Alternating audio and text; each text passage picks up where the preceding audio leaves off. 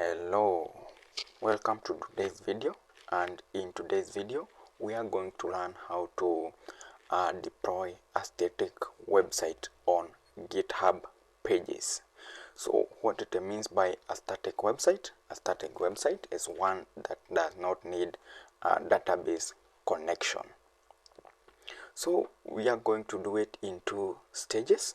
One of them will be creating a GitHub repository, uploading our static website files, then we deploy that website to be able to access it online using a subdomain that will be given by GitHub. Alright, so with me here I have the website files with me. It's for a template that I downloaded online. I do not take credit on this template. So this is how it looks like. As you can see, I'm accessing it using a local URL. So you can navigate through other pages, about us, services, and all that. So this is the website template that we are going to be working with. Alright, so I also have a GitHub account. So you need to have one. If you don't have one, just create an account at github.com. It's free. Then proceed from this stage. Right, so the first thing that we do, just navigate to this tab called repositories. Click on that. Then when you're here, there is this new button here. Just click on that to create a repository. So there are some few fields that you are required to fill, and the mandatory one is the repository name. Right, so we are going to have let me have GitHub web. That's a good name, GitHub web. Then we can leave anything else as default. Alright, so what we do, let's just create this repository like this. Create repository. Alright. Then the repository has been created, and we are given some sample commands here that we are supposed to use to help us with the deployment. Alright, so the next thing we need to do is that we need to navigate back to the location of the website files. Then we can open the terminal under the same location. Alright, with that we can adjust our terminal so that we can have the visibility of what we have here. Alright, so the first thing is we can create a readme.md. We can do that by copying this command.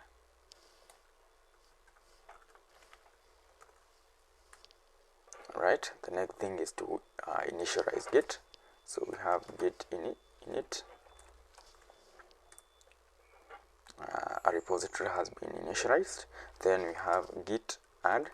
So in this case we are being told to add readme.md, but in this case we are going to add all the files. So once we do that, press enter. Alright, then the next thing is to create our first commit with the message. Let us still call it first commit. No big deal. Alright. So in this case, there is something that needs to be done. So what I need to do, I need to have git config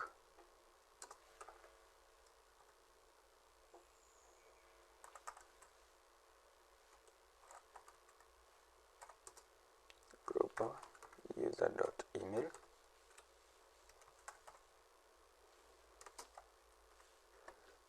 Email is daniel2015@gmail.com. This is because it's the first time I'm using this laptop to connect to GitHub. That is why I have to set this. And the next thing that I need to adjust is name. So this is basically the name the name to my GitHub repository, and this is the name here. You can see it here. Alright.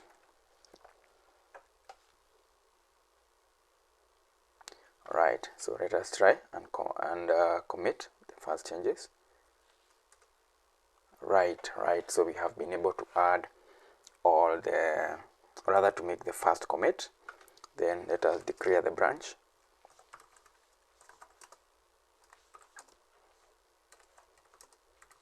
Let's use the master branch. Right, so the next thing, let me just copy and paste what we have here.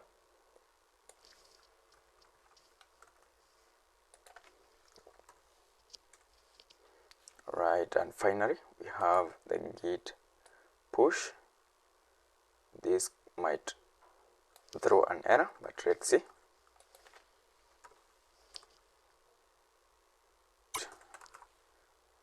Let me see. Being the first time, it has to give me some of these errors. So let me type in the password.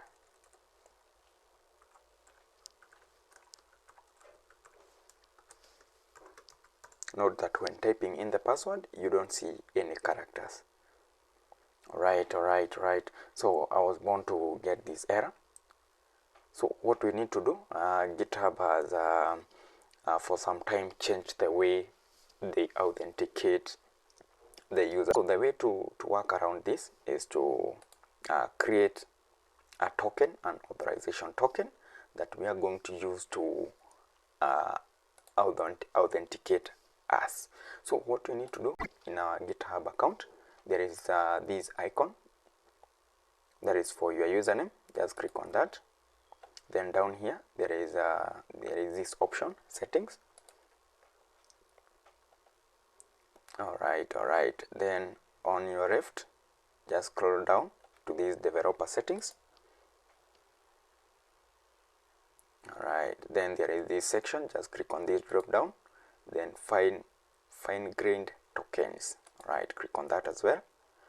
Then we have this generate new token. Click on that. I need to key in my password. Alright, so the token name, let me call it GitHub Web. For the number of days, I can have it as 30. For the description, I'm not going to give any. Then repository access, then I'm going to check, let me select that, or repositories. Then for the permission, I also need to give permission.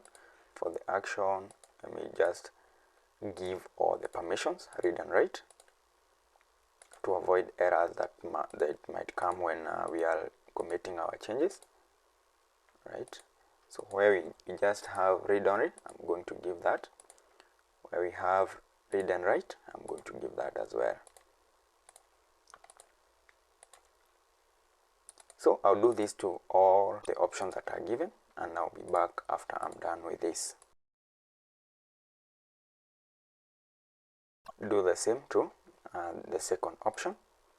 Remember, it's not all options that are necessary for the current action that we need to do, but let us just give all the required permission. Once done, just click on generate token. Alright, so this is the token that has been generated, and to use the same token, we need to have a command that will help us integrate this token. So the way to do it, let me show you. So back to our terminal, let us just clear the terminal. So we need to have that. Then the username is Daniel Jama. Then we have our token. Let me copy my token here, paste it there. Remember, this is my own token, and in your case, you're supposed to generate your own. At the end of this video, I'm going to delete this token so that it's not usable by anyone else. After having in the token, then we have at github.com/Daniel Daniel Njama, then slash repository name. So the repository name is let me show you. Remember, when we created the repository, let me just duplicate this, take you back to this section. Alright, so this should be the repository name, github web.git. Alright, so that is what we need to add there. Press enter. Alright, so we are told that remote origin already exists. So what we need to do to resolve that, we need to have git remote remove origin. Alright, once we do that, we need to rerun this command. Alright, and I believe that the command has been successful. So the next thing that we need to do, let us repeat from this section, declaring the branch. Then let's try to push.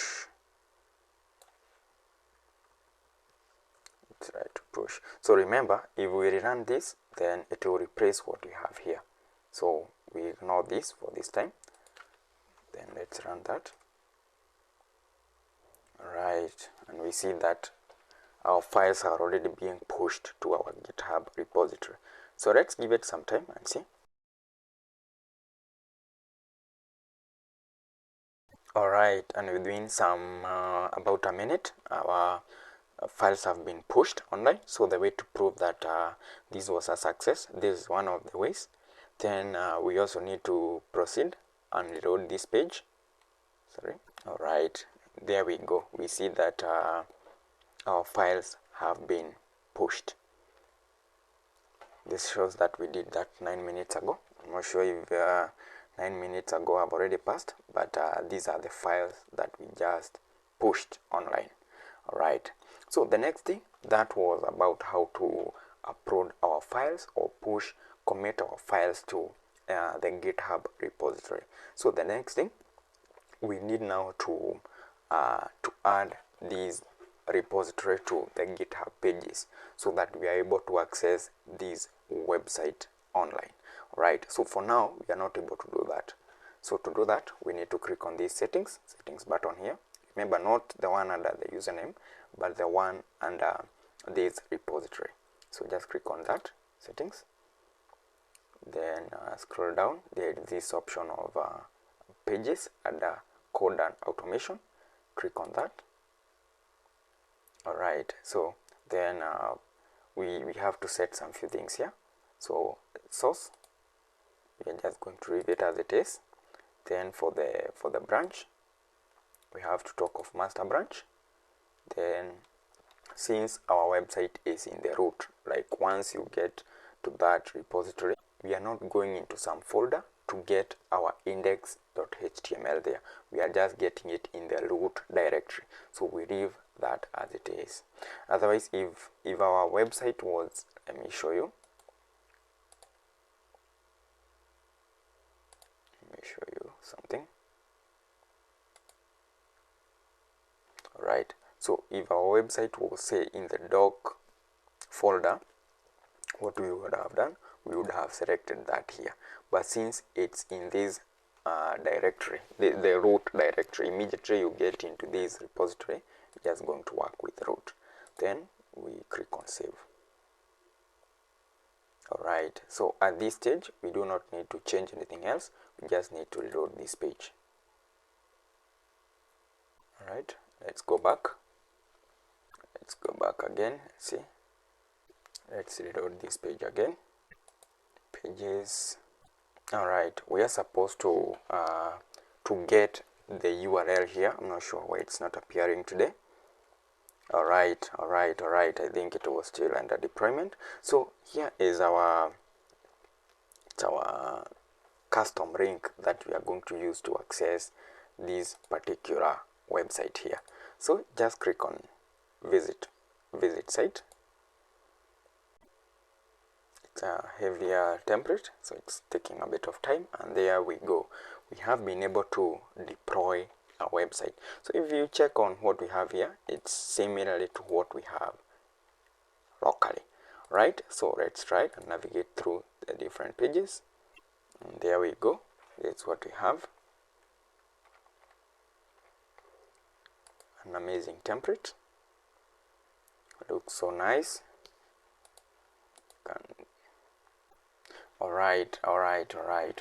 So if you need this template, you can easily clone this repository by just clicking on this drop down and cloning what we have here, and proceed to deploy the same on your end, just to practice and see how it goes. Right, so that marks the end of this video. If you found the video helpful, ensure to subscribe to our channel, like this particular video, drop a comment of your experience, and also share the video with others. See you in the next video. Bye bye.